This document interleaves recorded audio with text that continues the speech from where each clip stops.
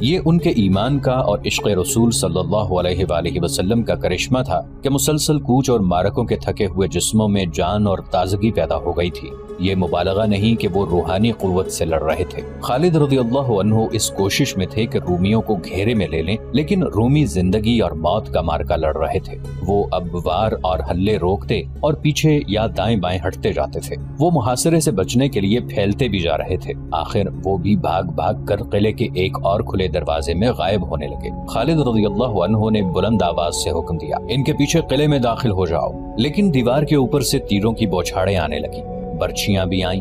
مجاہدین کو فوراً پیچھے ہٹنا پڑا اور رومی جو بچ گئے تھے وہ قلعے میں چلے گئے اور قلعے کا دروازہ بند ہو گیا۔ باہر رومیوں اور ان کے اتحادی عیسائیوں کی لاشیں بکھری ہوئی تھیں، زخمی تڑپ رہے تھے۔ زخمی گھوڑے بدکے اور ڈرے ہوئے بے لگام اور منہ زور ہو کر دوڑتے پھر رہے تھے۔ چند ایک گھڑ سواروں کے پاؤں رکابوں میں پھنسے ہوئے تھے اور گھوڑے انہیں گھسیٹتے پھر رہے تھے۔ سوار خون میں نہائی لاشیں بن چکے تھے۔ لڑائی ختم ہو چکی تھی۔ مجاہدین کے فاتحانہ نعرے گرج رہے تھے۔ فتح ابھی مکمل نہیں ہوئی تھی۔ دشمن کا نقصان تو بہت ہوا تھا، لیکن وہ قلعہ بند ہو گیا تھا۔ فتح مکمل کرنے کے لیے قلعہ سر کرنا ضروری تھا۔ خالد رضی اللہ عنہ نے اپنے زخمیوں کو اٹھانے کا حکم دیا اور قاصد سے کہا کہ تمام سالاروں کو بلا لائے۔ خالد رضی اللہ عنہ نے ایک سوار کو دیکھا جو ان کی طرف آ رہا تھا۔ وہ دوسروں سے کچھ الگ تھلگ لگتا تھا، ایک اس لیے کہ اس کا قد لمبا تھا اور جسم دبلا پتلا تھا۔ عرب ایسے دبلے پتلے نہیں ہوتے تھے۔ یہ سوار کچھ آگے کو جھکا ہوا بھی تھا۔ اس کی داڑھی گھنی نہیں تھی اور لمبی بھی نہیں تھی۔ اس داڑھی کو اس شخص نے مصنوعی طریقے سے کالا کر رکھا تھا۔ وہ اس لیے بھی الگ تھلگ تھا کہ خالد رضی اللہ عنہ نے اسے لڑتے دیکھا تھا اور اس کا انداز کچھ مختلف سا تھا۔ سب کی توجہ اس شخص کی طرف اس وجہ سے بھی ہوئی تھی کہ اس کے ہاتھ میں پیلے رنگ کا پرچم تھا۔ یہ وہ پرچم تھا جو خیبر کی لڑائی میں رسول اکرم صلی اللہ علیہ وآلہ وسلم نے اپنے ساتھ رکھا تھا۔ خالد رضی اللہ عنہ اسے پہچان نہ سکے۔ دھوپ بہت تیز تھی۔ اس نے سر پر کپڑا ڈال رکھا تھا جس سے اس کا آدھا چہرہ ڈھکا ہوا تھا۔ خالد رضی اللہ عنہ کے قریب آ کر وہ شخص مسکرایا تو خالد رضی اللہ عنہ نے دیکھا کہ اس آدمی کے سامنے کے 2-3 دانت ٹوٹے ہوئے ہیں۔ ابو عبیدہ؟ خالد رضی اللہ عنہ نے مسرت سے کہا اور اس کی طرف دوڑے۔ وہ حضرت ابو عبیدہ رضی اللہ عنہ تھے۔ مرج راحت سے خالد رضی اللہ عنہ نے انہیں پیغام بھیجا تھا کہ وہ انہیں بصرہ کے باہر ملیں۔ ابو عبیدہ رضی اللہ عنہ حوارین کے مقام پر پڑاؤ ڈالے ہوئے تھے، جہاں سے انہوں نے شرجیل رضی اللہ عنہ بن حسنہ کو 4000 مجاہدین دے کر بصرہ پر حملہ کرایا تھا۔ ان کے پاس خالد رضی اللہ عنہ کا قاصد بعد میں پہنچا تھا۔ ابو عبیدہ رضی اللہ عنہ پیغام پر اس وقت بصرہ پہنچے جب خالد رضی اللہ عنہ رومیوں کے ساتھ بڑے سخت مارکے میں الجھے ہوئے تھے۔ انہوں نے تلوار نکالی اور مارکے میں شامل ہو گئے۔ ابو عبیدہ رضی اللہ عنہ کی اس وقت عمر 55 سال کے لگ بھگ تھی۔ وہ رسول کریم صلی اللہ علیہ وآلہ وسلم کے خاص ساتھیوں میں سے تھے۔ ان کے دادا اپنے وقتوں کے مشہور جراح تھے، اسی نسبت سے انہوں نے اپنا نام ابو عبیدہ بن الجراح رکھ لیا تھا۔ ان کا نام عامر بن عبداللہ بن الجراح تھا، لیکن انہوں نے ابو عبیدہ کے نام سے شہرت حاصل کی۔ دبلا پتلا اور کچھ جھکا ہونے کے باوجود ان کے چہرے پر جلال جیسی رونق رہتی تھی۔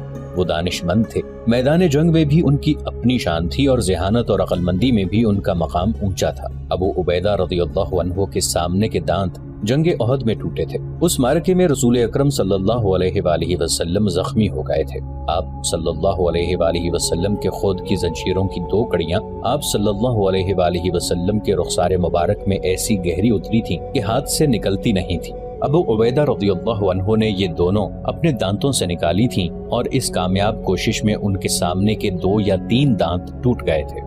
ابن قتیبہ نے لکھا ہے کہ رسول اللہ صلی اللہ علیہ وآلہ وسلم ابو عبیدہ رضی اللہ عنہ سے بہت محبت کرتے تھے، اور حضور صلی اللہ علیہ وآلہ وسلم نے ایک بار فرمایا تھا کہ ابو عبیدہ میری امت کا امین ہے۔ اس حوالے سے ابو عبیدہ رضی اللہ عنہ کو لوگ امین الامت کہنے لگے۔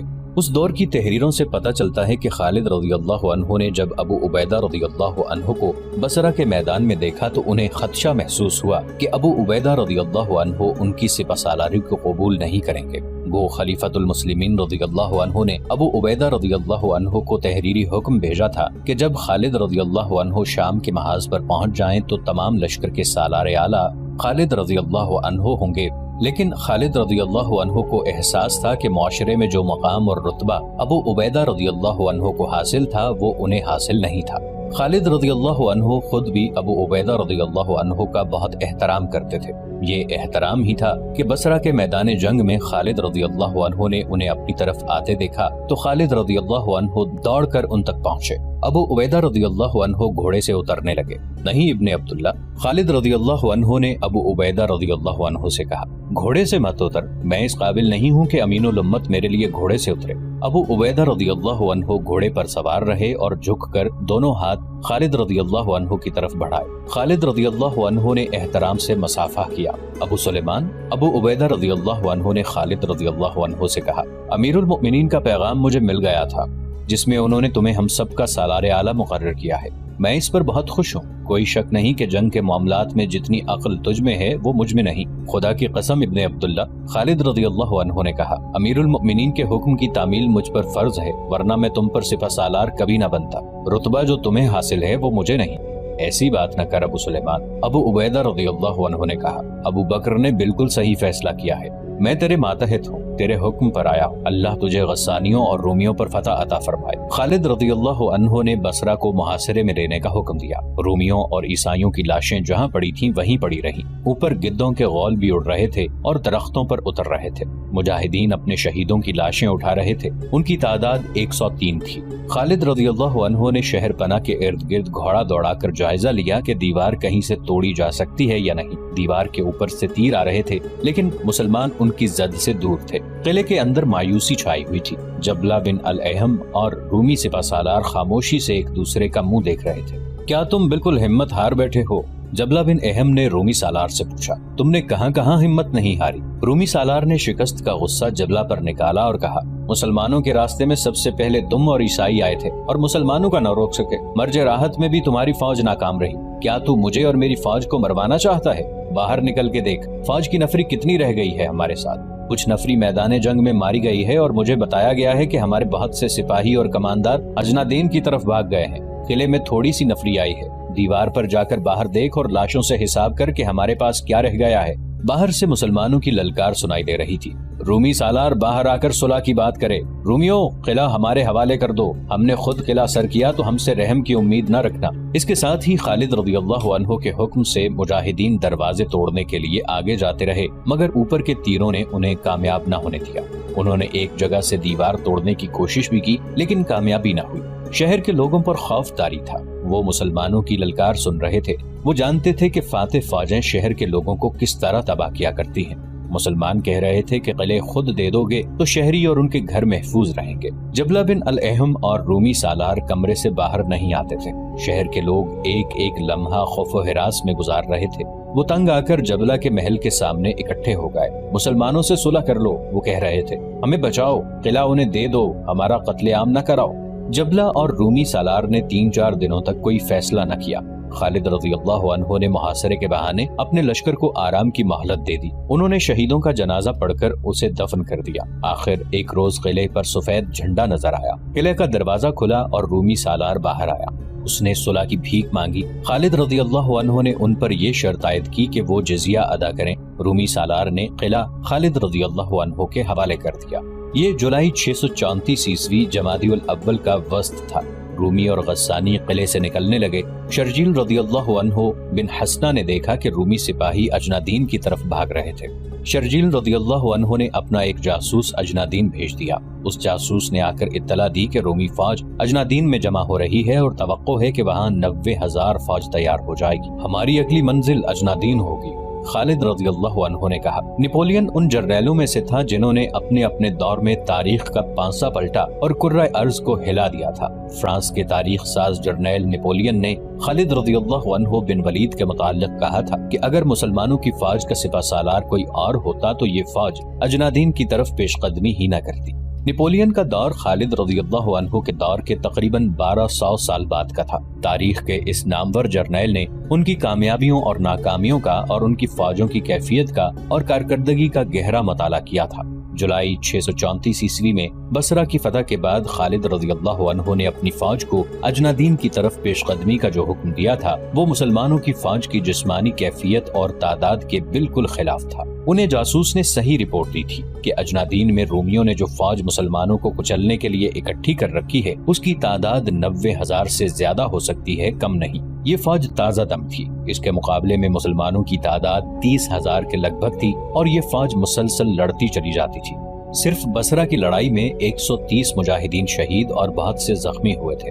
یہاں موضوع معلوم ہوتا ہے کہ اس دور کی اسلامی فوج کے متعلق کچھ تفصیل پیش کی جائے۔ اسلامی فوج کی کوئی وردی نہیں تھی، جس کسی کو جیسے کپڑے میسر آتے تھے وہ پہن لیتا تھا۔ ایسا تو اکثر دیکھنے میں آتا تھا کہ کئی سپاہیوں نے بڑے قیمتی کپڑے پہن رکھے ہیں اور سالار، نائب سالار وغیرہ بالکل معمولی لباس میں ہیں۔ وجہ یہ تھی کہ سپاہی مال غنیمت میں ملے ہوئے کپڑے پہن لیتے تھے۔ اسلامی فوج کی ایک خوبی یہ تھی کہ سالاروں، کمانداروں یعنی افسروں کا کوئی امتیازی نشان نہ تھا۔ افسری کا یہ تصور تھا ہی نہیں جو آج کل ہے۔ بعض قبیلوں کے سردار سپاہی تھے اور انہی قبیلوں کے بعض ادنا سے آدمی کماندار تھے۔ عہدے اور ترقیاں نہیں تھی۔ آج ایک آدمی جذبے کے تحت فوج میں سپاہی کی حیثیت سے شامل ہوا ہے تو 1-2 روز بعد وہ ایک دستے کا کماندار بن گیا ہے۔ جذبہ اور جنگی اہلیت دیکھی جاتی تھی۔ ایسے بھی ہوتا تھا کہ ایک معرکے کا افسر اگلے معرکے میں سپاہی ہو۔ اسلام کی تعلیمات کے مطابق افسری اور ماتحتی کا تصور کچھ اور تھا۔ جس کسی کو افسر بنایا جاتا تھا وہ فرائض کی حد تک افسر ہوتا تھا، اس کا کوئی حکم ذاتی نوعیت کا نہیں ہوتا تھا۔ چونکہ افسر کے انتخاب کا معیار کچھ اور تھا، اس لیے اس وقت کا معاشرہ خوشامد اور سفارش سے آشنا ہی نہیں ہوا تھا۔ اتنی وسیع اسلامی سلطنت کا زوال اس وقت شروع ہوا تھا جب مسلمان افسر اور ماتحت میں تقسیم ہو گئے اور حاکموں نے ماتحتوں کو محکوم سمجھنا شروع کر دیا اور وہ خوشامد پسند ہو گئے تھے۔ ہتھیاروں کا بھی کوئی معیار نہ تھا۔ فوج میں شامل ہونے والے اپنے ہتھیار خود لاتے تھے۔ زرہ اور خود ہر کسی کے پاس نہیں ہوتی تھی۔ مسلمان سپاہی جو زرہ اور خود پہنتے تھے وہ دشمن سے چھینی ہوتی تھی۔ ان میں اس قسم کی یکسانیت نہیں ہوتی تھی جیسی فوجوں میں ہوا کرتی ہے۔ اسلامی فوج کا کوچ منظم فوج جیسا نہیں ہوتا تھا۔ یہ فوج غیر منظم قافلے کی مانند چلتی تھی۔ ان کی خوراک اور رسد ان کے ساتھ ہوتی تھی۔ بیل، گائیں، دمبے اور بھیڑ بکریاں جو فوج کی خوراک بنتی تھیں فوج کے ساتھ ہوا کرتی تھی۔ رسد کا باقاعدہ انتظام بہت بعد میں کیا گیا تھا۔ گھڑ سوار کوچ کے وقت پیدل چلا کرتے تھے تاکہ گھوڑے سواروں کے وزن سے تھک نہ جائیں۔ سامان اونٹوں پر لدا ہوتا تھا، عورتیں اور بچے ساتھ ہوتے تھے، انہیں اونٹوں پر سوار کرایا جاتا تھا۔ اس وقت کی اسلامی فوج کو دیکھ کر کوئی کہہ نہیں سکتا تھا کہ یہ فوج ہے، اس کو قافلہ سمجھا جاتا تھا، لیکن اس فوج کی ایک تنظیم تھی۔ آگے ہراول دستہ ہوتا تھا جسے اپنے فرائض اور ذمہ داریوں کا پورا احساس ہوتا تھا۔ اس کے پیچھے فوج کا ایک بڑا حصہ، اس کے پیچھے عورتیں اور بچے اور اس کے پیچھے عقب کی حفاظت کے لیے ایک دستہ ہوتا تھا۔ اسی طرح پہلوؤں کی حفاظت کا بھی انتظام ہوتا تھا۔ یہ فوج عموماً دشوار رستہ اختیار کیا کرتی تھی۔ اس سے ایک فائدہ یہ ہوتا تھا کہ منزل تک کا راستہ چھوٹا ہو جاتا تھا۔ دوسرا فائدہ یہ کہ راستے میں دشمن کے حملے کا خطرہ نہیں رہتا تھا۔ اگر دشمن حملہ کر بھی دیتا تو اسلامی فوج فوراً علاقے کی دشواریوں یعنی نشیب و فراز وغیرہ میں روپوش ہو جاتی تھی۔ دشمن ایسے علاقے میں لڑنے کی جرت نہیں کرتا تھا۔ جولائی 634 عیسوی کے آخری ہفتے میں خالد رضی اللہ عنہ کی فوج اسی طرح اجنادین کی طرف پیش قدمی کر رہی تھی۔ پہلے سنایا جا چکا ہے کہ مدینہ کی فوج کے 4 حصے مختلف مقامات پر تھے۔ خالد رضی اللہ عنہ نے ان کے سالاروں کو پیغام دیے تھے کہ سب اجنادین پہنچ جائیں۔ خالد رضی اللہ عنہ نے بصرہ پر قبضہ کر لیا تھا۔ رومیوں اور غسانیوں کے لیے یہ چوٹ معمولی نہیں تھی۔ بصرہ شام کا بڑا اہم شہر تھا، یہ مسلمانوں کا اڈا بن گیا تھا۔ سب سے بڑا نقصان رومیوں کو یہ ہوا تھا کہ لوگوں پر اور ان کی فوج پر مسلمانوں کی دھاک بیٹھ گئی تھی۔ مسلمانوں نے بصرہ تک شکستیں دی تھیں، کہیں بھی شکست نہیں کھائی تھی۔ کہیں ایک سالار کو پسپا ہونا پڑا تو فوراً دوسرے سالار نے شکست کو فتح میں بدل دیا۔ قیصر روم کی تو نیندیں حرام ہو گئی تھی۔ خالد رضی اللہ عنہ نے جب بصرہ کو محاصرے میں لے رکھا تھا اور صورتحال بتا رہی تھی کہ بصرہ رومیوں کے ہاتھ سے جا رہا ہے تو شہنشاہ ہرقل رومی نے حمص کے حاکم وردان کو ایک پیغام بھیجا تھا۔ کیا تم شراب میں ڈوب گئے ہو یا تم ان عورتوں جیسی عورت بن گئے ہو جن کے ساتھ تمہاری راتیں گزرتی ہیں؟ ہرقل نے لکھا تھا، اور اس میں کوئی شک نہیں کہ تمہارا دن اونگتے گزرتا ہے۔ کیا ہے ان مسلمانوں کے پاس جو تمہارے پاس نہیں؟ اگر میں کہوں کہ قیصر روم کی ذلت کے ذمہ دار تم جیسے حاکم ہیں تو کیا جواب دو گے؟ تم شاید یہ بھی نہیں سوچ رہے کہ مسلمانوں کی اتنی تیز پیش قدمی اور فتح پہ فتح حاصل کرتے آنے کو کس طرح روکا جا سکتا ہے؟ کیا تمہاری تلواروں کو زنگ نے کھا لیا ہے؟ کیا تمہارے گھوڑے مر گئے ہیں؟ لوگوں کو تم بتاتے کیوں نہیں کہ مسلمان تمہارے مال اور اموال لوٹ لیں گے، تمہاری بیٹیوں کو، تمہاری بیویوں اور تمہاری بہنوں کو اپنے قبضے میں لے لیں گے؟ مجھے بتایا گیا ہے کہ مسلمانوں کی تعداد 30,000 سے ذرا کم یا زیادہ ہے۔ تم زیادہ سے زیادہ فوج اکٹھی کرو اور اجنادین کے علاقے میں پہنچ جاؤ. محاذ کو اتنا پھیلا دو کہ مسلمان اس کے مطابق پھیلیں تو ان کی حالت کچے دھاگے کی سی ہو جائے.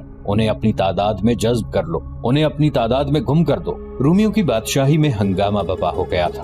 رومیوں اور عیسائیوں کی عبادت گاہوں میں پادریوں اور پروہتوں نے مسلمانوں کے خلاف اشتعال انگیز واز شروع کر دیے تھے. وہ کہتے تھے کہ اسلام ان کے مذہبوں کو ہمیشہ کے لیے ختم کر دے گا اور انہیں مجبوراً اسلام قبول کرنا پڑے گا, اور یہ ایسا گناہ ہوگا جس کی سزا بڑی بھیانک ہوگی.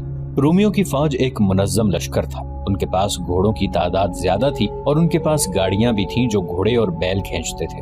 رسد کا انتظام بہت اچھا تھا. عبادت گاہوں میں لوگوں نے واز سنے تو وہ فوج میں شامل ہونے لگے. اس طرح ان کی فوج کی تعداد بڑھ گئی. حمص کا حاکم وردان جب فوج کے ساتھ اجنادین کو روانہ ہوا اس وقت فوج کی تعداد 90,000 تھی. مسلمانوں کے جاسوسوں نے اس لشکر کو اجنادین کے علاقے میں خیمہ زن ہوتے دیکھا تھا.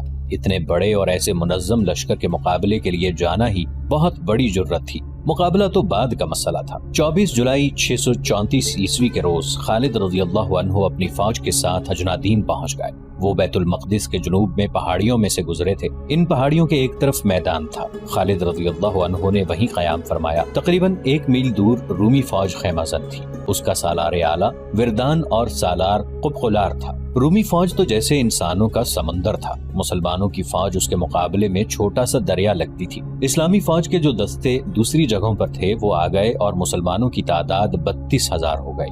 1 میل کوئی زیادہ فاصلہ نہیں ہوتا. مسلمان اونچی جگہوں پر کھڑے ہو کر رومیوں کے خیمہ گاہ کی طرف دیکھتے تھے. انہیں حد نگاہ تک انسان اور گھوڑے نظر آتے تھے. 2-3 دنوں بعد خالد رضی اللہ عنہ کو بتایا گیا کہ فوج میں کچھ گھبراہٹ سی پائی جاتی ہے. مورخ لکھتے ہیں کہ ان 9,000 مجاہدین میں ذرا سی بھی گھبراہٹ نہیں تھی جو خالد رضی اللہ عنہ کے ساتھ تھے. وہ عیسائیوں, غسانیوں اور رومیوں کے خلاف لڑتے چلے آئے تھے. وہ رومیوں کی اتنی زیادہ فوج سے خوف زدہ نہیں تھے. دوسرے دستوں کا حوصلہ بڑھانے کے لیے خالد رضی اللہ عنہ خیمہ گاہ میں گھومنے پھرنے لگے. وہ جہاں رکتے ان کے ارد گرد مجاہدین کا مجمع لگ جاتا. خالد رضی اللہ عنہ نے سب سے ایک جیسے ہی الفاظ کہے, اسلام کے سپاہیوں, میں جانتا ہوں تم نے اتنی زیادہ رومی فوج پہلے کبھی نہیں دیکھی, لیکن تم اتنی بڑی فوج کو پہلے شکست دے چکے ہو. خدا کی قسم تم ڈر گئے تو ہار جاؤ گے, اور اگر تم نے اس لشکر پر فتح پالی تو رومی ہمیشہ کے لیے ختم ہو جائیں گے. اپنے اللہ کے نام پر لڑو, اسلام کے نام پر لڑو. اگر تم نے پسپائی اختیار کی تو دوزخ کی آگ میں جلو گے. جب لڑائی شروع ہو جائے تو اپنی صفوں میں بدنظمی پیدا نہ ہونے دینا. قدم جمع کر رکھنا. جب تک میری طرف سے حکم نہ ملے پیچھے ہٹنا, نہ حملہ کرنا. اللہ تمہارے ساتھ ہے. ادھر رومیوں کا سالار اعلیٰ وردان اپنے کمانداروں سے کہہ رہا تھا, اے رومیوں, قیصر روم کو شکست کی ذلت سے بچانا تمہارا فرض ہے. قیصر روم کو تم پر اعتماد ہے. اگر تم نے ان عربی مسلمانوں کو فیصلہ کن شکست نہ دی تو یہ تم پر ہمیشہ کی طرح غالب آ جائیں گے. یہ تمہاری بہنوں, بیٹیوں اور بیویوں کو بے آبرو کریں گے. اپنے آپ کو منتشر نہ ہونے دینا. صلیب کی مدد مانگو. فتح تمہاری ہے. مسلمانوں کی تعداد بہت تھوڑی ہے. 1 کے مقابلے میں تم 3 ہو. 2-3 دن مزید گزر گئے. خالد رضی اللہ عنہ دشمنوں کی صحیح تعداد اور کیفیت معلوم کرنا چاہتے تھے. وہ کسی بھی جاسوس کو بھیج سکتے تھے, لیکن انہیں جس قسم کی معلومات کی ضرورت تھی وہ کوئی ذہین اور دلیر آدمی حاصل کر سکتا تھا. انہوں نے اپنے سالاروں سے کہا کہ انہیں کوئی آدمی دیا جائے. ابن ولید, سالار زرار بن الاضور نے کہا, کیا میں یہ کام نہیں کر سکوں گا؟ خدا کی قسم مجھ سے بہتر یہ کام کوئی اور نہیں کر سکے گا. زرار وہ سالار تھے جنہوں نے بصرہ کے معرکے میں نہ صرف اپنی زرہ اتار پھینکی بلکہ قمیص بھی اتار کر کمر تک برہنہ ہو گئے اور ایسے جوش سے لڑے کہ سارے لشکر کے جوش و جذبے میں بے پناہ اضافہ ہو گیا تھا. ہاں ابن الازور, خالد رضی اللہ عنہ نے کہا, تمہارے سوا یہ کام اور کون کر سکتا ہے؟ تم ہی بہتر جانتے ہو کہ تمہیں وہاں کیا دیکھنا ہے. زرار رضی اللہ عنہ نے قمیض اتار پھینکی اور کمر تک برہنہ ہو گئے. وہ گھوڑے پر سوار ہوئے تو خالد رضی اللہ عنہ اور دوسرے سالاروں نے قہقہہ لگایا. خدا حافظ میرے رفیقو. زرار نے ہلکی سی ایڑ لگا کر کہا, اللہ تجھے سلامت رکھے ابن الازور. خالد رضی اللہ عنہ نے کہا, رومیوں کی خیمہ گاہ کے قریب ایک اونچی ٹیکری تھی. زرار رضی اللہ عنہ نے گھوڑا نیچے چھوڑا اور ٹیکری پر چڑھ گئے. مسلمانوں اور رومیوں کی خیمہ گاہ کے درمیان 1 میل کا علاقہ خالی تھا. دونوں فریقین کے گشتی سنتری اس علاقے میں گردش کرتے رہتے تھے. یہ گشتی سنتری گھڑ سوار ہوتے تھے. زرار کو رومیوں کے گشتی سوار نہیں دیکھ سکتے تھے. زرار ٹیکری پر چڑھے تو دوسری طرف رومیوں کے سنتری موجود تھے. انہوں نے زرار رضی اللہ عنہ کو دیکھ لیا. زرار تیزی سے نیچے اترے اور کود کر گھوڑے پر سوار ہوئے. انہیں پکڑنے کے لیے رومی سوار ٹیکری کے دونوں طرف سے آئے. ان کی تعداد مورخوں کے مطابق 30 تھی. ज़र्रार रज़ी अल्लाह अन्हु ने घोड़े को एड़ लगाई, लेकिन घोड़े को तेज ना दौड़ाया। रूमी सवारों ने भी घोड़े तेज ना दौड़ाए। वो गालिबन मोहतात थे कि मुसलमान संतरी कहीं करीब मौजूद होंगे। फिर भी रूमी सवारों ने ज़र्रार का ताक़ुब जारी रखा और ज़र्रार मामूली रफ्तार से चले आए। रूमी सवार उन्हें घेरे में लेने के लिए फैलते चले गए और वो एक दूसरे से दूर होते गए। ज़र्रार रज़ियल्लाहु अन्हु उनके बिखरने के ही मुंतजर थे। उनके पास बर्छी थी, उनकी अपनी खैमगाह करीब आ गई थी। अचानक ज़र्रार रज़ियल्लाहु अन्हु ने तेजी से घोड़े को पीछे मोड़ा और एड़ लगाई। उनका रुख उस रूमी सवार की तरफ था जो उनके करीब था। उन्होंने उस रूमी पर बर्छी का वार किया। वार बड़ा जोरदार था। रूमी संभल न सका